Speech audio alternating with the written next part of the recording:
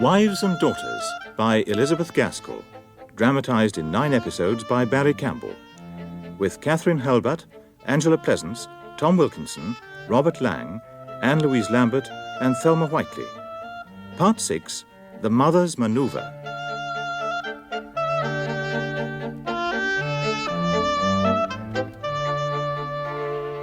Following the exchange of angry words between his father and Lord Cumnor's agent, Mr. Preston, Roger Hamley turned over many plans in his mind. He needed to obtain sufficient money to fulfil his promise to his father, and also to give Squire Hamley some daily interest to distract his thoughts from the regrets and cares that were almost weakening his mind. Another perplexity and distress at this time weighed upon Roger. His brother, Osborne, heir to the estate, had told him that his French wife, Aimée, was going to have a child. The Hamleys' property was entailed on heirs male born in lawful wedlock. Was the wedlock lawful? Osborne never seemed to doubt that it was. But do try and tell me how the marriage was conducted. How tiresome you are, Roger. I've told you, Morrison married us. You remember old Morrison at Trinity? Yes, as good and blunder-headed a fellow as ever lived. Well, he's taken orders. And the examination for priest's orders fatigued him so much that he got his father to give him 100 or two for a tour on the continent. He meant to get to Rome, but he turned up at Metz. But I don't see why he turned up at Metz. No more did he. He was never great in geography, you know. And somehow he thought that Metz must be on the road to Rome. However, it was very well for me that I met with him there, for I was determined to be married, and without loss of time. Yes. I think Morrison rather enjoyed the spree. But was it a legal marriage? I signed all manner of papers in the prefecture. I did not read them over for fear lest I could not sign them conscientiously. It was the safest plan. And then we went off to the nearest English chaplaincy, Karlsruhe, and the chaplain was away, so Morrison easily got a loan of the chapel and we were married the next day. But surely some registration or certificate was necessary? Morrison said he'd undertake all those forms, and he ought to know his own business. I know I tipped him pretty well for the job. You must be married again, and before the child is born. Have you got a certificate of the marriage? Well, I dare say Morrison has got it somewhere. But I believe I'm legally married according to the laws of both England and France. I really do. I've got the prefect's papers somewhere. Never mind. You shall be married again in England.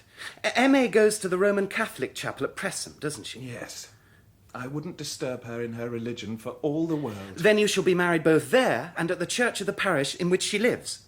It's a great deal of trouble, unnecessary trouble and unnecessary expense, I should say. Why can't you leave well alone?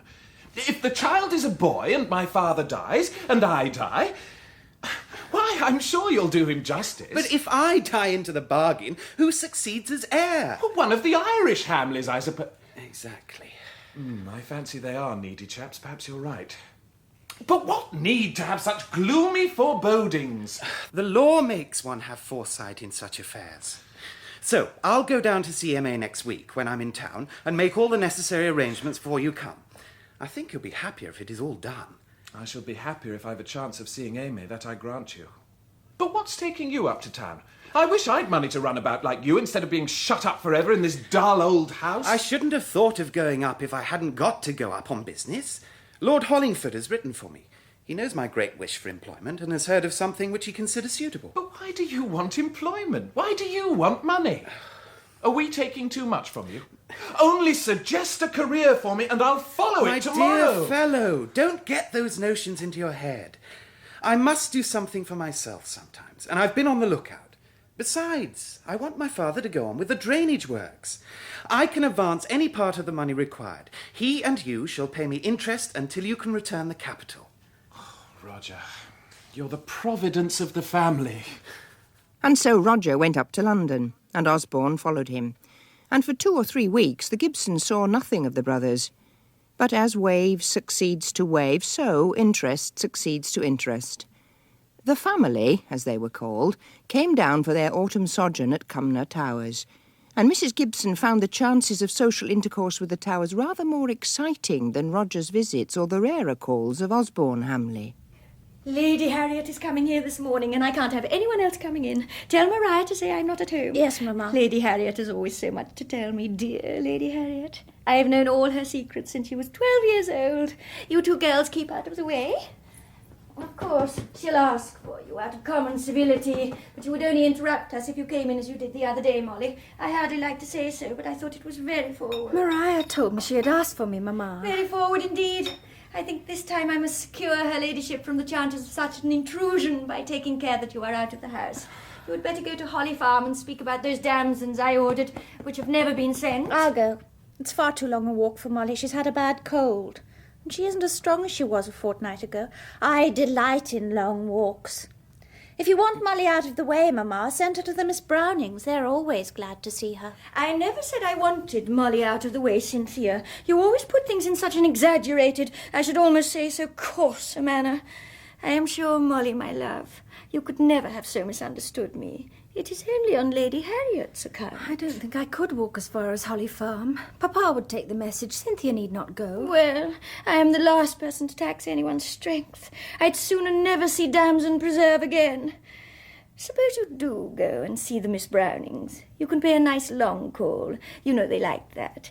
And ask after Miss Phoebe's cold for me, you know. Yes, Mamma. They were friends of your mother's, my dear, and I would not have you break off old friendships for the world. Constancy above everything is my motto, as you know. The memory of the dead ought always to be cherished. Now, Mamma, where am I to go? Though Lady Harriet doesn't care for me as much as she does for Molly, indeed, quite the contrary, I should say. Yet she might ask after me, and I had better be safely out of the way. True. She is much less likely to ask for you, my dear. I almost think you might remain in the house. Or you might go to Holly Farm. I really do want the damsons. Or you might stay in the dining room so as to be ready to arrange lunch prettily if she does take a fancy to stay for it. She's very fanciful, is dear Lady Harriet. Yes, I think you'd better stay at home, Cynthia. And then you could fetch Molly from the Miss Brownings in the afternoon, and you two could take a walk together. After Lady Harriet was fairly gone, I understand, Mamma. Off with you, Molly. Make haste, or Lady Harriet may come and ask for you. I'll take care and forget where you're going, so that no one shall learn from me where you are, and I'll answer for Mamma's loss of memory. Child, what nonsense you talk. You quite confuse me with being so silly. Molly, darling, there's a cold wind, though it looks so fine. You had better put on my Indian shawl. It is not everyone I would lend it to, but you're so careful. Thank you, Mamma. Well, I'm very sorry to have missed Molly. I always seem to miss her these days. Yes, it is a great pity, but the dear girl insisted on going over to see some dear friends of her mother's, you know, and I would not have her break off those friendships for the world. Constancy above everything is my motto, you know. But dear Lady Harriet, do sit down. Thank you. That's right. It is always such a pleasure to welcome you into my humble home. Humble? Now, Claire, that's a little bit of nonsense, begging your pardon. I don't call this pretty little drawing room a bit of a humble home. It's as full of comforts and pretty things, too, as any room of its size can be. Ah, how small you must feel it. Even I had to reconcile myself to it at first. Well, perhaps your schoolroom was larger, but remember how bare it was. Indeed, Claire, I agree with Mamma, who always says you have done very well for yourself. And Mr. Gibson, too. What an agreeable, well-informed man. Yes, he is. He is very agreeable, very. Only we see so little of him, and of course he comes home tired and hungry and not inclined to talk to his own family, and apt to go to sleep. Come, I'm going to have my turn now. We've had the complaints of a doctor's wife, now hear the moans of a peer's daughter. Our house is so overrun with visitors, and literally today I have come to you for a little solitude. Solitude? Would you rather be alone? No, you dear silly woman. My solitude requires a listener. But I am tired of the responsibility of entertaining, so I told a few lies this morning and came off here for quietness and the comfort of complaining. Poor Lady Harriet. I used to take you as my arbiter of morals when I was a little girl. Tell me, do you think it is wrong to tell lies? Of course it is very wrong, very wicked indeed. But have you never told even white lies? Now come, Claire. How did you feel after them? I should have been miserable if ever I had. I should have died of self-reproach. The truth, the whole truth, and nothing but the whole truth has always seemed to me such a fine passage. Can you give me some lunch, Claire? I don't mean to go home till 3. Certainly, I shall be delighted. But you know we are very simple in our habits. Oh, I only want a little bread and butter, and perhaps a slice of cold meat. You must not give yourself any trouble, Claire. But perhaps you dine now. Let me sit down, just like one of the family. Yes, you shall. I won't make any alteration. It will be so pleasant to have you sharing our family meal, dear Lady Harriet. But we dine late. We only lunch now. Oh, how low the fire is getting. I must ring for Maria to bring more coals. I am forgetting everything in the pleasure of this tete-a-tete. This signal was immediately understood by Cynthia. The brace of partridges that were to have been for the late dinner were instantly put down to the fire, and the prettiest china brought out, and the table decked with flowers and fruit arranged with all Cynthia's usual dexterity and taste, so that when the meal was announced and Lady Harriet entered the room, she could not but think her hostess's apologies had been quite unnecessary, and be more and more convinced that Claire had done very well for herself. Cynthia now joined the party, but somehow she did not take Lady Harriet's fancy. But tell me, how are dear Lady Cumnor and your father, and Lord Hollingford? Papa is so open-hearted. He asks every friend he meets to come and pay us a visit, and Mamma is really a great invalid. Oh, dear. But she does not choose to give up her reputation for good health, having always considered illness a want of self-control. So she gets wearied and worried by a crowd of people who are all of them open-mouthed for amusement of some kind. That is why I am so tired of entertaining. Hollingford ought to have been with us, but he has had to stay in town about this Crichton legacy. A legacy to Lord Hollingford? I'm so glad. Don't be in such a hurry to be glad. It's nothing for him but trouble. Didn't you hear of that rich eccentric, Mr. Crichton, who died some time ago, and left money in the hands of some trustees, of whom my brother is one, to send out a man with 1,000 fine qualifications to make a scientific voyage with a view to bringing back specimens of the fauna of distant lands, and so forming the nucleus of a museum which is to be called the Crichton Museum, and so perpetuate the founder's name? Such various forms does man's vanity take. It seems to me a very laudable and useful object, I am sure. I dare say it is from the public good view, but it's rather tiresome to us privately, for it keeps Hollingford in town. However, I believe he likes it, so I ought not to grumble. And what's more, he thinks he is going to be very successful in the choice of his man. And he belongs to this county, too. Young Hamley of Hamley. If he can only get his college to let him go, for he is a fellow of Trinity, senior wrangler or something. And they're not so foolish as to send their crack man to be eaten up by lions and tigers. It must be Roger Hamley. He is not the eldest son. He can scarcely be called Hamley of Hamley. Hollingford's man is a fellow of Trinity. Then it is Mr. Roger Hamley. And he's up in London about some business. Oh, what news for Molly when she gets home? Why? What has Molly to do with it? No, not at all. I rather think Roger Hamley's interest points in quite another direction. And where is Molly all this time? I should like to see my little mentor. I hear she's very much grown. Oh, when she once gets gossiping with the Miss Brownings, she never knows when to come home. The Miss Brownings? Oh, I'm so glad you named them. I'm very fond of them. Pexy and Flapsy. I may call them so in Molly's absence. I'll go and see them before I go home, and then perhaps I shall see my dear little Molly, too. Do you know, Claire, I've quite taken a fancy to that girl. Yes, indeed. So Mrs. Gibson, after all her precautions, had to submit to Lady Harriet's leaving her half an hour earlier than she otherwise would have done, in order to make herself common, as Mrs. Gibson expressed it, by calling on the Miss Brownings. But Molly had left before Lady Harriet arrived. She went the long walk to Holly Farm to order the damsons, out of a kind of penitence.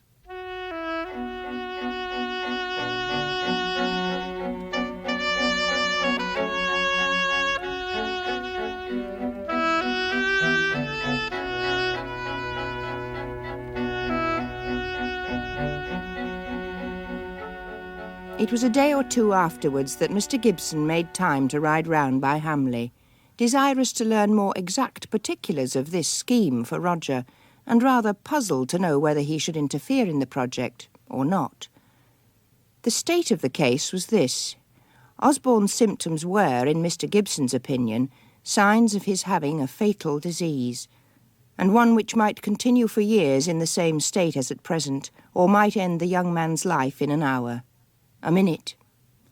And supposing that he was right, would it be well for Roger to be away where no sudden calls for his presence could reach him? So he rode on, meditating, his reins slack, his head a little bent, until he reached Hamley Hall. Gibson, what good wind blew you here? You'll have some lunch. What's this I hear about Roger, Squire? Ah, so you've heard, have you? It's famous, isn't it? He's a boy to be proud of. What have you heard? How much is known? Nay, you must have a glass of ale. It's old ale, such as we don't brew nowadays. It's as old as Osborne. We call it the young squire's ale. I thought to have tapped it on his marriage. Well, I don't know when that'll come to pass. So we've tapped it now, in Roger's honour. There. See what you think of that. Oh, it's as strong as brandy. See, I told you. Good and strong. Such as we don't brew nowadays.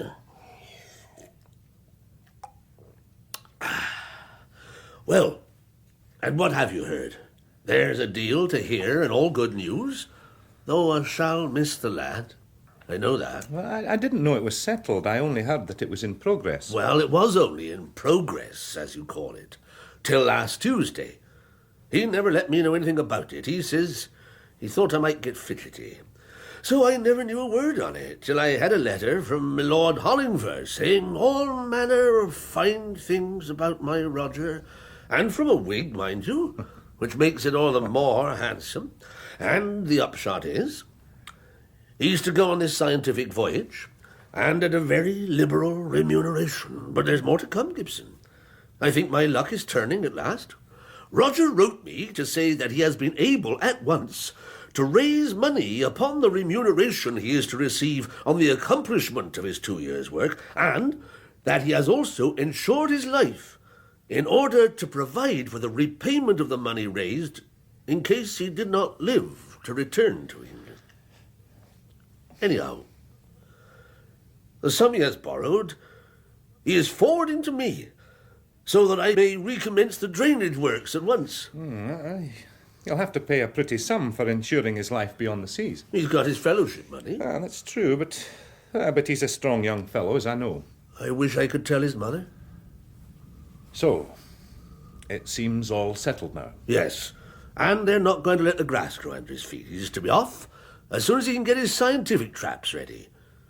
I almost wish he wasn't to go. You don't seem quite to like it, Doctor? Oh, yes, I do. I think it's a great honour to have such a son. I envy you. Here's a lad of 23, distinguishing himself in more ways than one, and as simple and affectionate as any fellow need to be, not a bit set up. Aye. He's twice as much a son to me as Osborne, who has been all his life set up on nothing at all, as one may say. Oh, come, Squire, I mustn't hear anything against Osborne. We may praise one without hitting the other. Osborne hasn't had the strong health which has enabled Roger to work as he has done. Osborne might have, if he got out of doors more.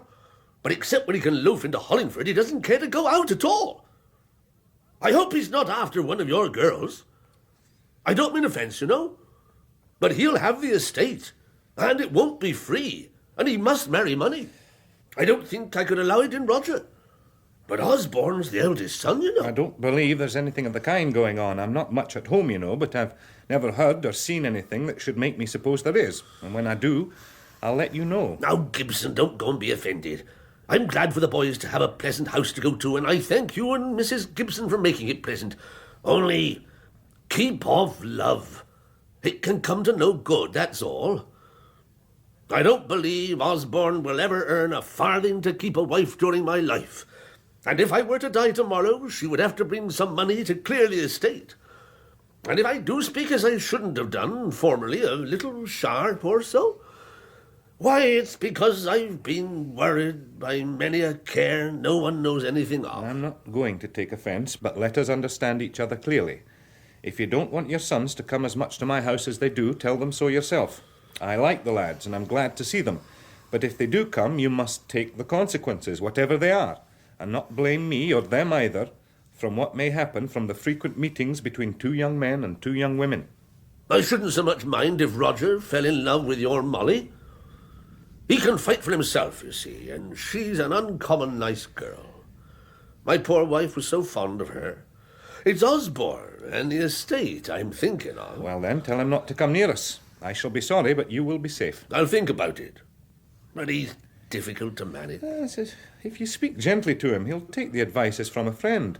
If he can assure you there's no danger, of course he'll come just as usual, when he likes. Very well, Gibson. I'll speak to the boy, but it'll do no good. Come. Enough talk.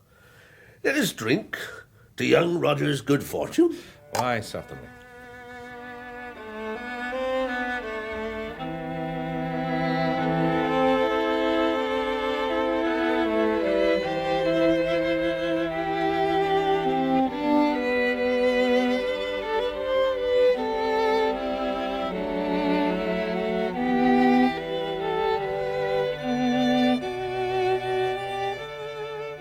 It was afternoon, some days later. Molly had gone for a walk. Mrs. Gibson had been paying some calls. Lazy Cynthia had declined accompanying either. A daily walk was not a necessity to her, as it was to Molly. Shh! I have been watching for you, dear. Don't go into the drawing room. It might be a little interruption just now. Interruption? I don't understand. Roger Hamley is there with Cynthia, and I've reason to think. In fact, I did open the door, unawares, but I shut it again softly, and I don't think they heard me. Isn't it charming? Young love, you know. Do you mean that Roger Hamley has proposed to Cynthia? Not exactly that, but I don't know. Of course I know nothing. Only I did hear him say that he had meant to leave England without speaking of his love, and that the temptation of seeing her alone had been too great for him. It was symptomatic, was it not, my dear? So I've been watching for you to prevent you going in and disturbing them. But I may go to my room, mayn't I? Of course. Only I had expected sympathy from you at such an interesting moment. But Molly did not hear these last words. She felt as if she could not understand it all. But as for that matter, what could she understand? Nothing. For a few minutes her brain seemed in too great a whirl to comprehend anything, but that she was being carried on in earth's diurnal course, with rocks and stones and trees, with as little volition on her part as if she were dead. Then the room grew stifling, and instinctively she went to the open casement window and leant out, gasping for breath. Gradually the consciousness of the soft, peaceful landscape stole into her mind and stilled the buzzing confusion. She laid down her head on her arms and cried. Molly!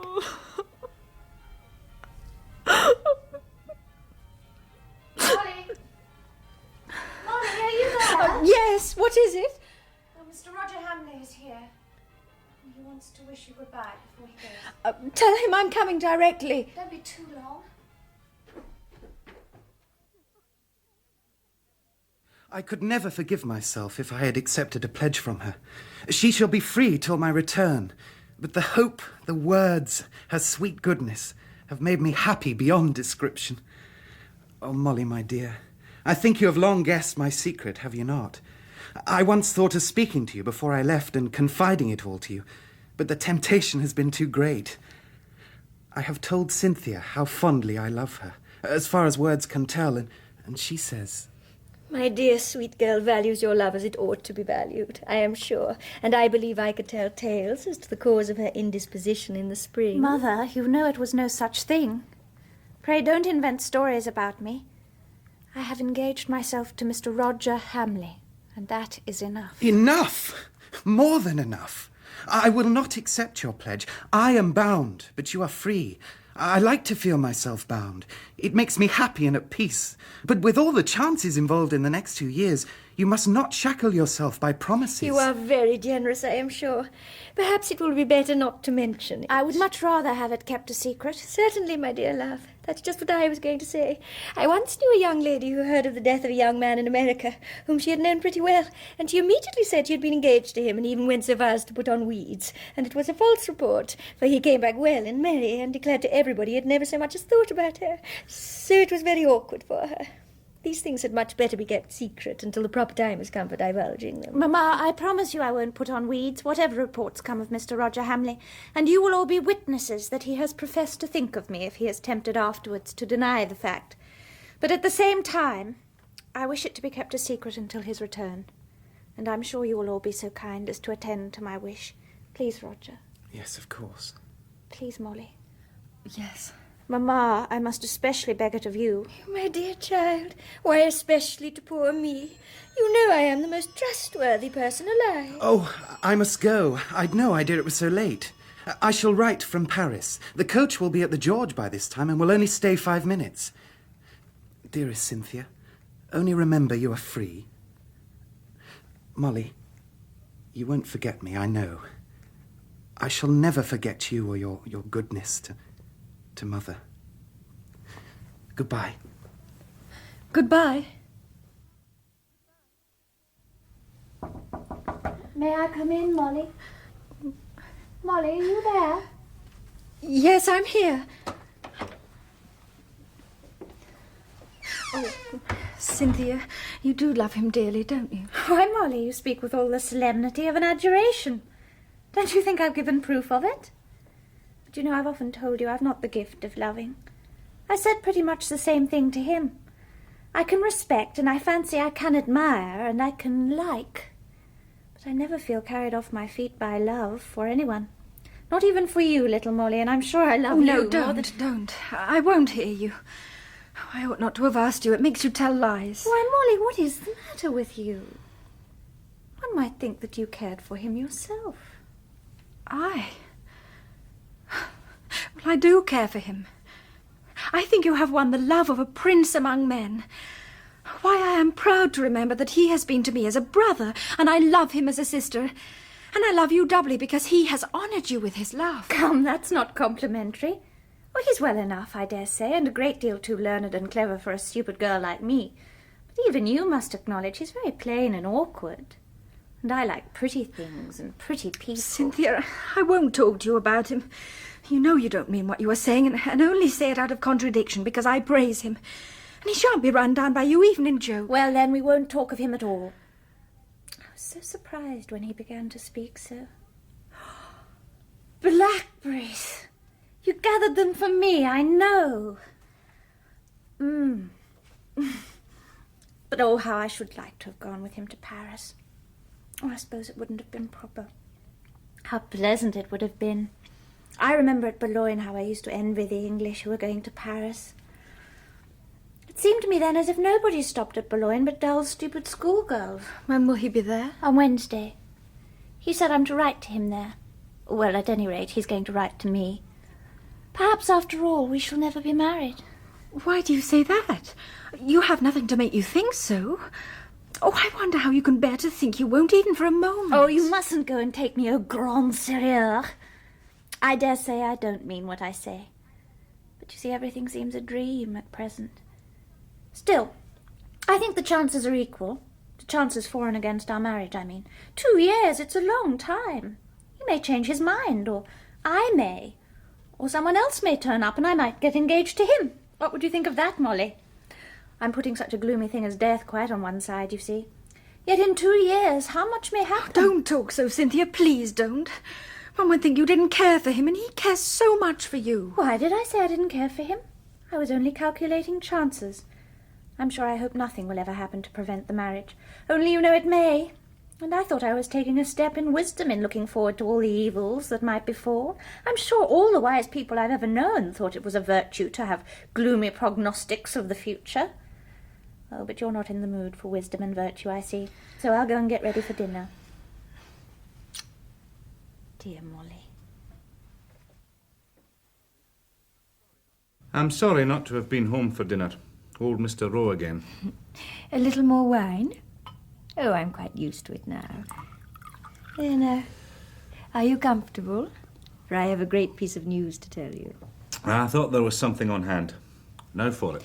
Roger Hamley was here this afternoon to bid us goodbye. Goodbye? Is he gone? I didn't know he was going so soon. I wanted to have seen him. He left love and regret for you. Now, let me get on with my story. He found Cynthia alone, proposed to her, and was accepted. Cynthia? Roger has proposed to her and she accepted it. Yes, to be sure. Why not? You speak as if it was something so very surprising. But I am surprised. He's a very fine young fellow and I wish Cynthia joy, but do you like it? It'll have to be a very long engagement. Perhaps. At any rate, he'll be away for 2 years. A great deal may happen in 2 years. Yes, and he'll have to run many risks and go into many dangers and will come back no nearer to the power of maintaining a wife than when he went away. Oh, I don't know that. A little bird did tell me Osborne's life is not so very secure. And then what will Roger be? Heir to the estate? Who told you about Osborne? Who told you, I say? Why, can you deny it? Is it not the truth? I ask you again, Hyacinth, who told you that Osborne Hamley's life is in more danger than mine, or yours? Oh, don't speak in that frightening way. My life is not in danger, I'm sure, nor yours either, love. Hyacinth, I ask you now. Oh, the glass, you've broken it. Bits of glass are so Never very mind delicate. about the glass. I ask you again, Hyacinth. Who told you anything about the state of Osborne Hamley's health? I'm sure I wish no harm to him. I dare say he's in very good health. Who told you? Well, if you will make such a fuss, it was you yourself. Or Dr. Nichols, I'm sure I forget. I which. never spoke to you on the subject, and I don't believe Nichols did. Now, you'd better tell me at once what you're alluding to, for I'm resolved I'll have it out of you before we leave this room. I wish I'd never married again. You should not talk your medical secrets so loud then, if you don't want people to hear them. I had to go into the storeroom that day Dr. Nichols was here. Cook wanted a jar of preserves and stopped me just as I was going out. I'm sure it was for no pleasure of mine, for I was sadly afraid of sticking my gloves. It was all that you might have a comfortable dinner. So, you overheard our conversation, I suppose? Well, not much, only a sentence or two. You had just been saying something, and Dr. Nichols said, if he has got aneurysm of the aorta, his days are numbered. Well, anything more? You said, I hope to God I may be mistaken, but there is a pretty clear indication of symptoms, in my opinion. How do you know we were speaking of Osborne Hamley? I heard his name mentioned by you both before I began to listen. Then you own you did listen. Yes. And pray, how do you come to remember so exactly the disease spoken of? Because I went... Now, don't be angry.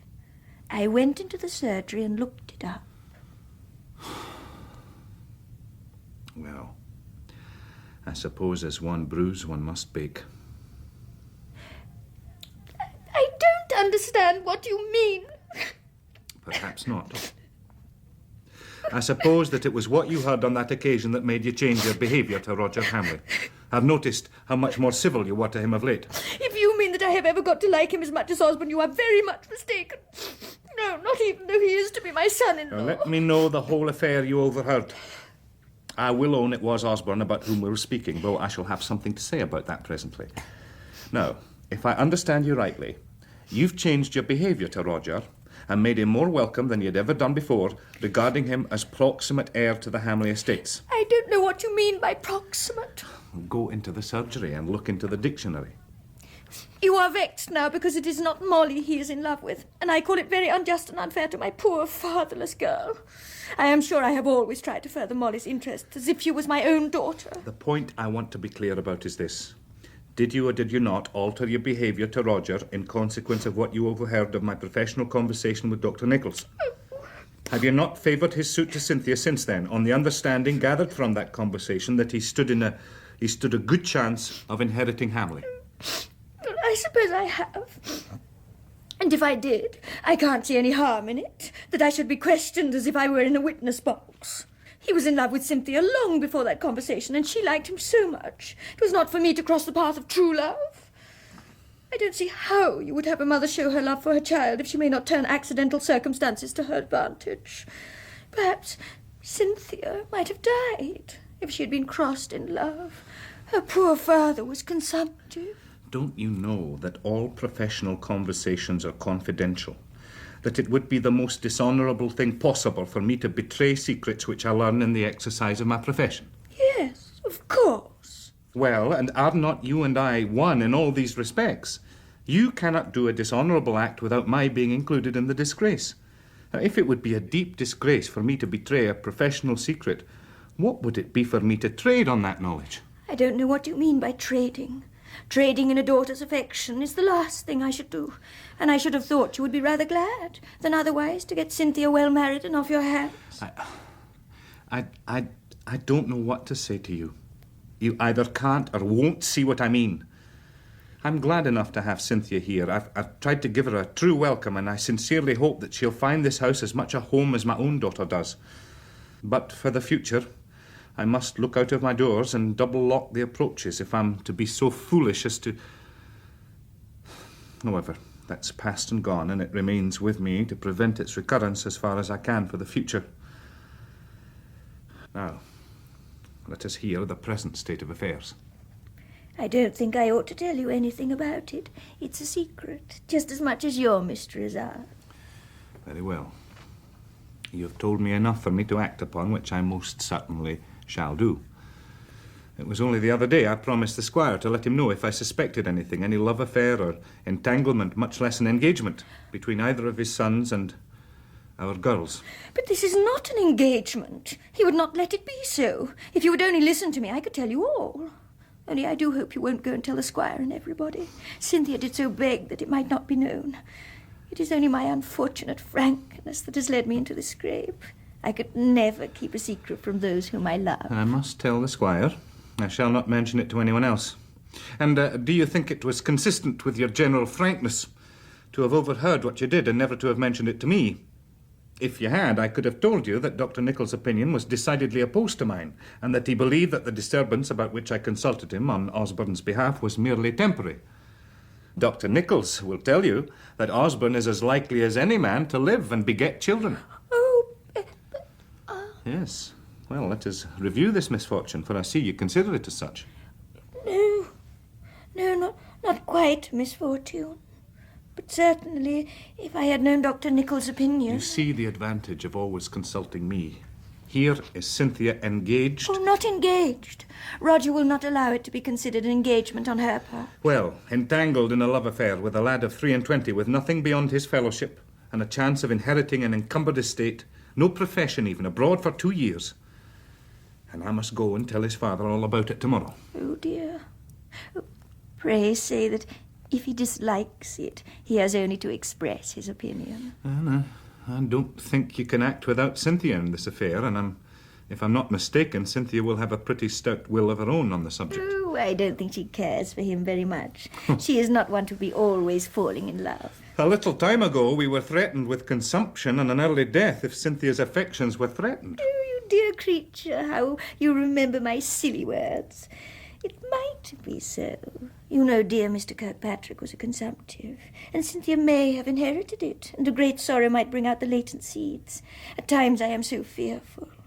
But I dare say it is not probable, for I don't think she takes things very deeply to heart. Oh, then I'm quite at liberty to give up the affair, acting as Cynthia's proxy if the squire disapproves of it. Oh, no, we cannot give it up. I am sure Cynthia would not, especially if she thought others were acting for her, and he really is very much in love. I wish he were in Osborne's place. Shall I tell you what I should do? However it may have been brought about. Here are 2 young people in love with each other. Now, the father of the young man must be told, and it's quite likely he'll bluster and oppose, for there's no doubt it's an imprudent affair, as far as money goes. But let them be steady and patient, and a better lot need await no young woman. I only wish it were Molly's good fortune to meet with such a man. I will try for Molly. I will, indeed. No, don't. That's one thing I forbid. There'll be no trying for Molly. Well, don't be angry, dear. Do you know, I was quite afraid you were going to lose your temper at one time. It would have been of no use. Well, never mind. Let us go and join the girls in the drawing room. Mr. Gibson was more irritated than he chose to show, but there was so much of self-reproach in his irritation that he kept it to himself, brooded over it, and allowed a feeling of suspicious dissatisfaction with his wife to grow up in his mind.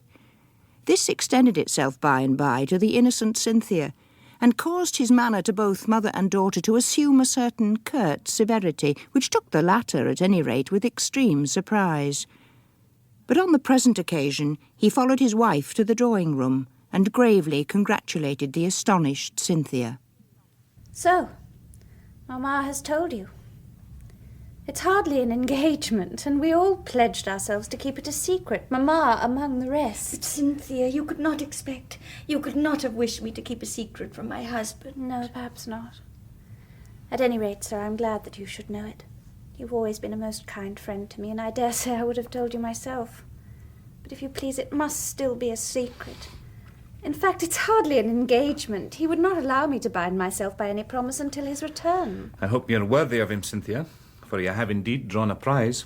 You're not complimentary, are you, Mr. Gibson? He thinks me worthy, I suppose. And if you have so high an opinion of him, you ought to respect his judgment of me. Well, I hope you'll not consider it a breach of confidence, Cynthia, but I must tell the squire... Oh, but you must... I must tell the squire what has taken place between you and his son.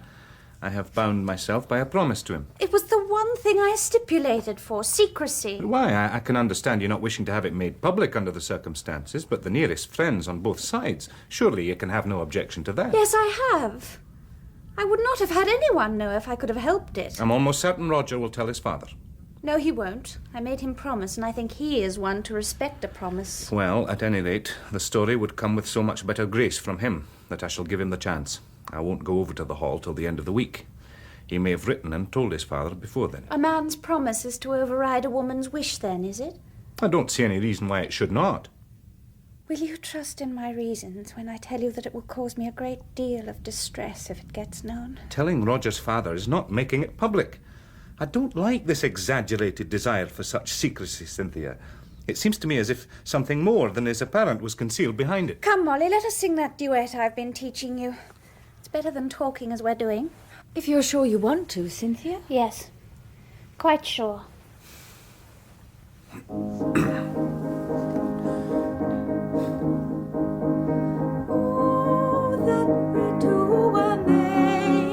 Prettily on the streams of the soft spring breeze, like children with violets playing in the shade of the whispering trees. Oh, that we two were made down the stream of the soft spring breeze. Why? Why, Cynthia, what is the matter?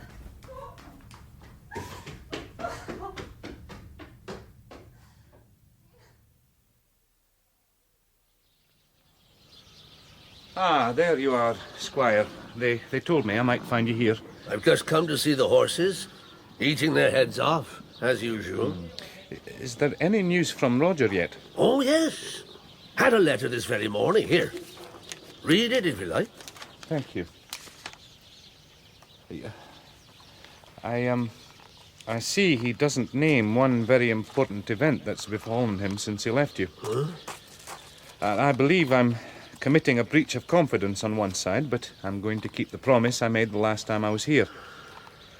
I find there is something of the kind you apprehend, you understand, between him and my stepdaughter, Cynthia. He called to our house to wish us goodbye, and while waiting for the London coach, found her alone and spoke to her. They don't call it an engagement, but of course it is one. Give me back the letter. It tells me nothing about it. Lads may play at confidences with their fathers, but they keep a deal back. He's not the eldest son, but it's not the match I should have planned for him. How came you, sir, when you were last here, to say that there was nothing between my sons and either of your girls? Why, this must have been going on all the time. Yes, I'm afraid it has, but I was as ignorant about it as the babe unborn.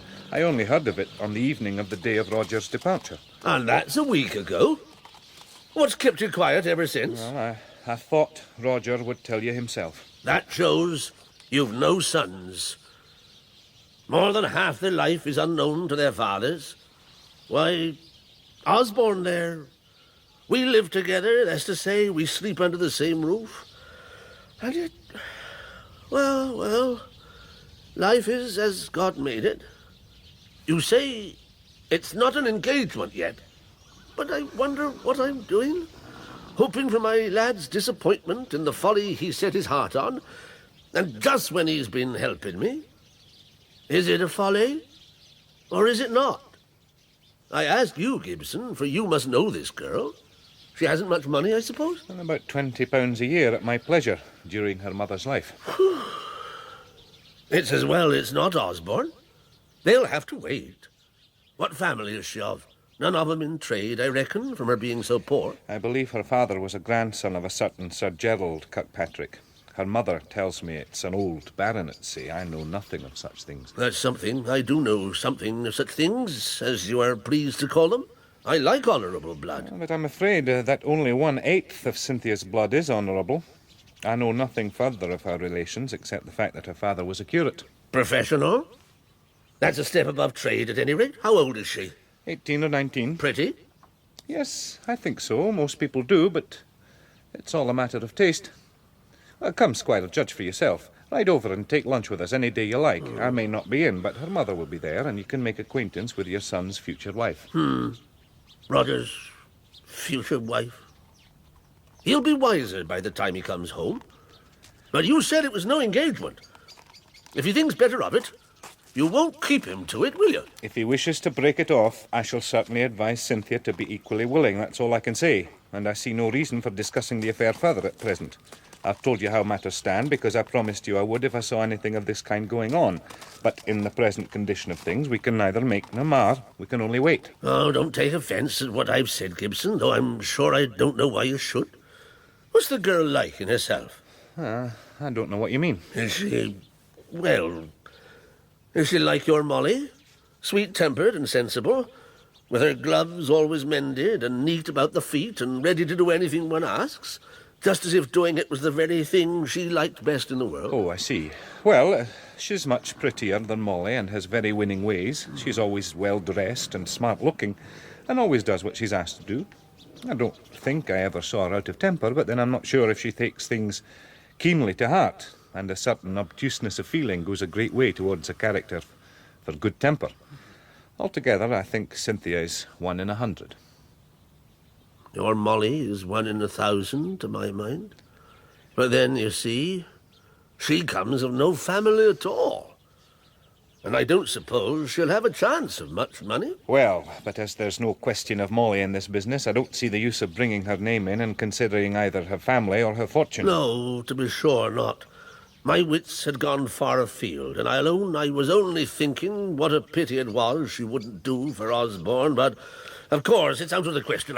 Yes, and if you'll excuse me, I really must go now, and then you'll be at liberty to send your wits afield uninterrupted. No, I say, Gibson, we're old friends, and you're a fool if you take anything I say as an offence. Madam, your wife and I didn't hit it off the only time I ever saw her. I won't say she was silly, but I think one of us was silly, and it wasn't me. However, we'll pass that over. Suppose you bring her and this girl Cynthia and little Molly out here to lunch some day. I'll be more at ease in my own house. And I'm more sure to be civil, too. We need say nothing about Roger, neither the lass nor me. And you keep your wife's tongue quiet, if you can. I shall see the girl then, and I can judge her for myself. That'll be the best plan. Osborne will be here, too. And he's always in his element talking to women. I sometimes think he's half a woman himself. He spends so much money and is so unreasonable. What about Thursday? And so the next Thursday was fixed upon as the day on which Mr. Gibson was to bring his womenkind out to the hall. He thought that on the whole the interview had gone off a good deal better than he expected, and felt rather proud of the invitation of which he was the bearer. Well, Cynthia, I've seen the squire today and made a clean breast of it. You're all to go up there on Thursday to lunch. He asked you all and I promised for you. Oh, you'll be glad of that, Cynthia, shan't you?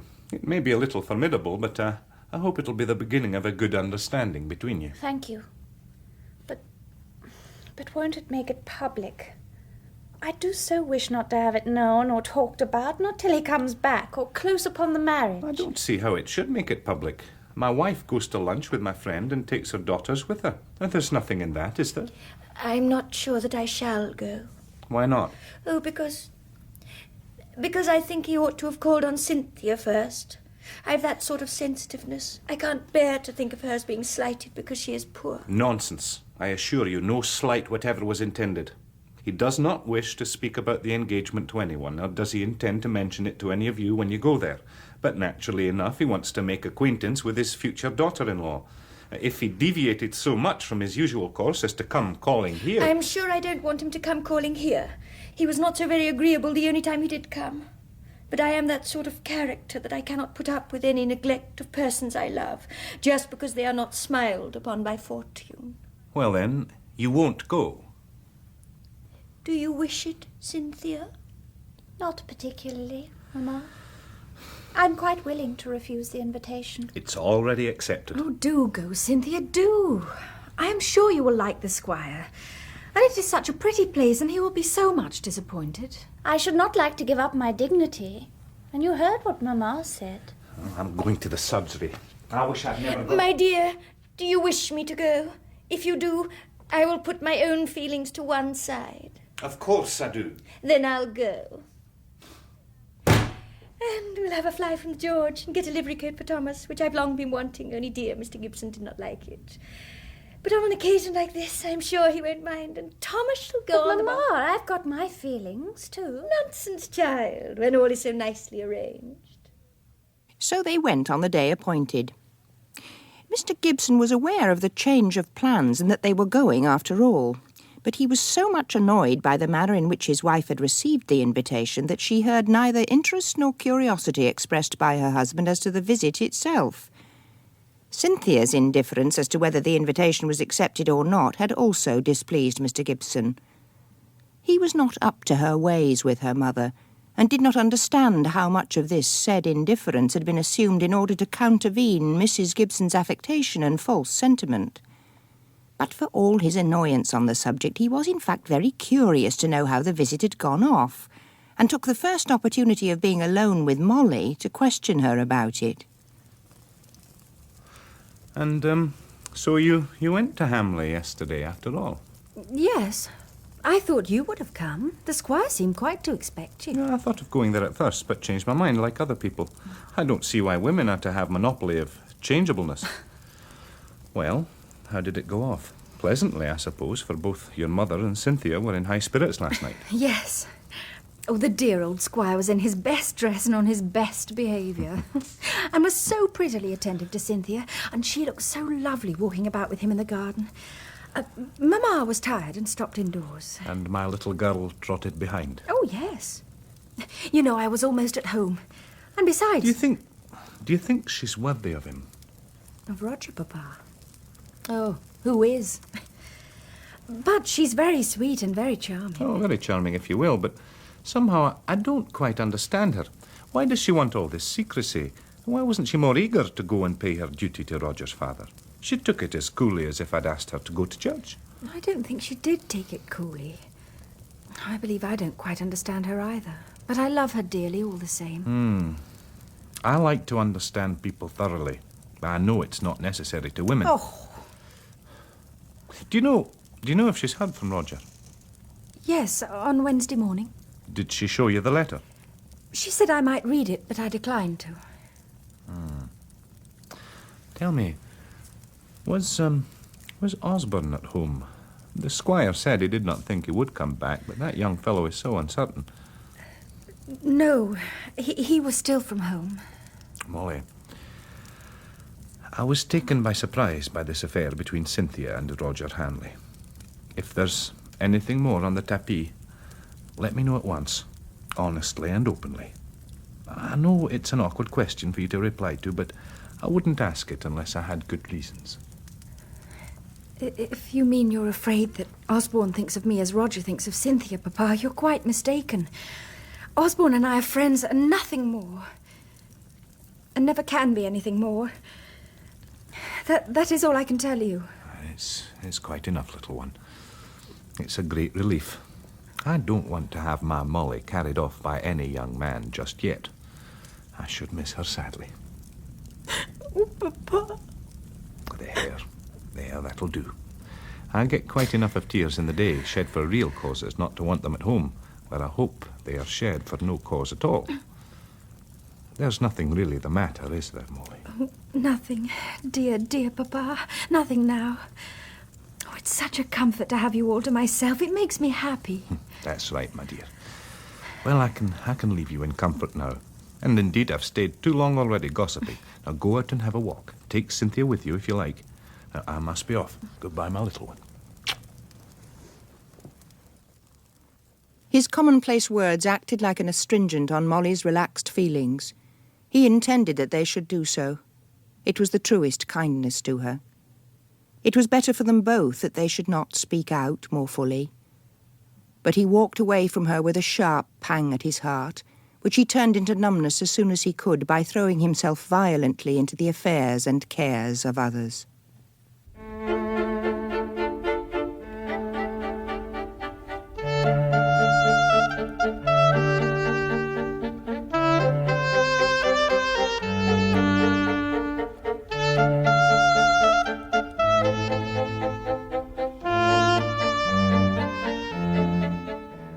In the 6th episode of Elizabeth Gaskell's Wives and Daughters, dramatised in 9 episodes by Barry Campbell, the part of Molly was played by Kathryn Hurlbutt, Claire, Angela Pleasance, Mr. Gibson, Tom Wilkinson, Cynthia, Anne-Louise Lambert, Squire Hamley, Robert Lang, Roger, Michael Troughton, Osborne, Adam Barham, Lady Harriet, Marian Diamond, and Thelma Whiteley was Mrs. Gaskell. The music was composed by Rachel Portman, and the director was Jane Morgan.